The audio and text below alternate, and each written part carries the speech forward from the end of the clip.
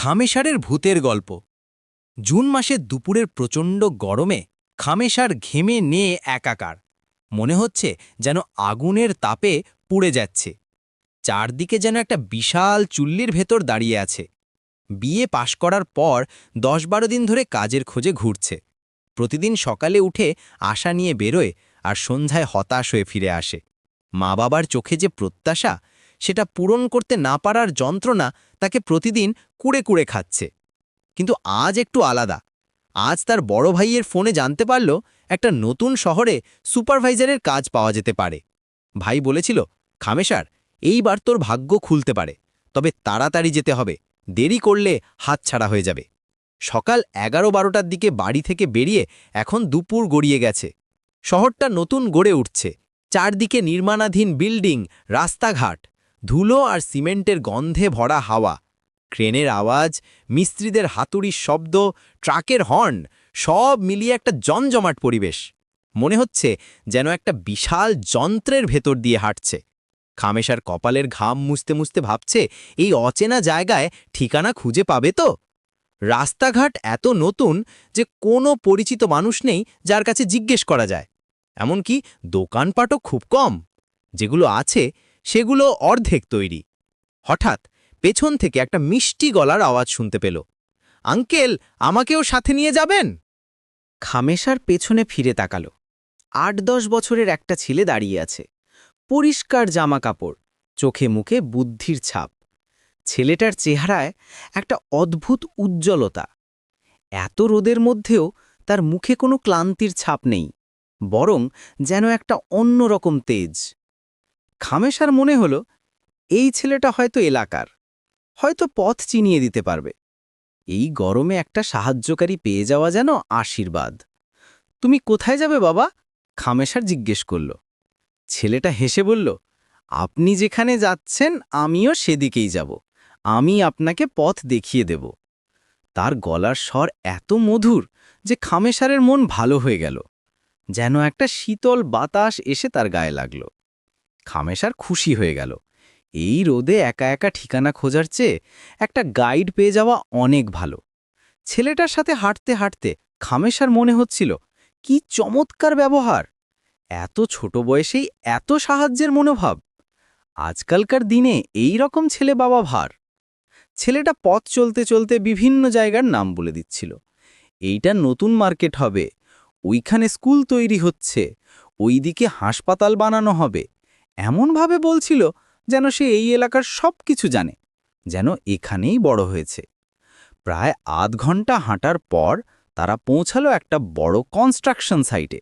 বিশাল gate, চারদিকে উঁচু দেয়াল। গেটে একজন চৌকিদার বসে আছে।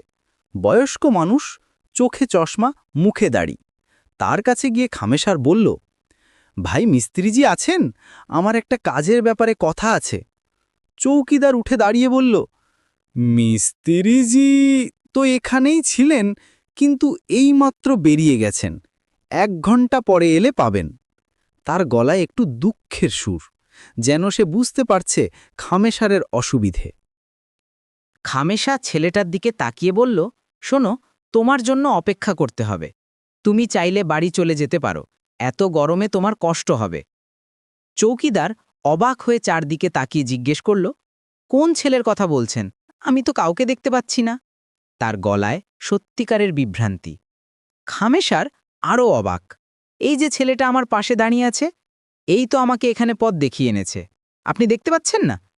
চৌকিদার আরও মনোযোগ দিয়ে চারদিকে তাকিয়ে বলল, না ভাই, আমি তো কোনো ছেলে দেখতে পাচ্ছি না। আপনি একাই এসেছেন। তার গলায় একটু উদ্বেগের সুর, যেন সে ভাবছে খামেশারের মাথা ঠিক আছে তো। খামেশারের গা ছমছম করে উঠল। কি ব্যাপার, ছেলেটা তো এখানেই আছে।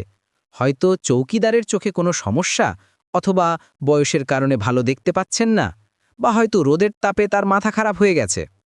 খামেশার ভাবল, এসব নিয়ে এখন মাথা ঘামানোর দরকার নেই, কাজের ব্যাপারটা আগে সেরে নেওয়া দরকার।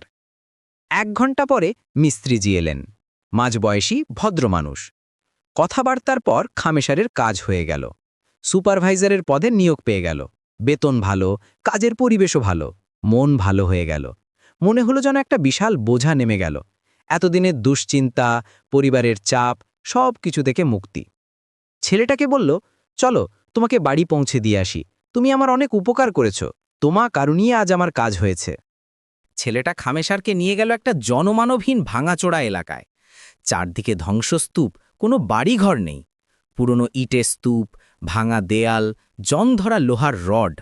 মনে হচ্ছে যেন কোনো যুদ্ধের পর এরকম হয়ে গেছে বা কোনো ভূমিকম্প হয়েছে।